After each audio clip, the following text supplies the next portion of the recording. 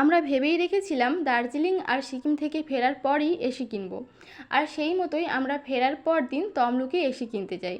কিন্তু দুর্ভাগ্যবশত তমলুকের কোনো দোকানেই আমরা ওই ব্লু স্টার কোম্পানির এসি পাইনি। এই কারণে আমরা ওটা অনলাইনে অর্ডার করেছিলাম, আর অর্ডার করার 5-6 দিন পরেই ওটা ডেলিভারি দিয়েছিল। আর ডেলিভারি দেওয়ার পরের দিনই ওখান থেকে লোক এসে ওটা সেটিং করে দিয়ে গেছে।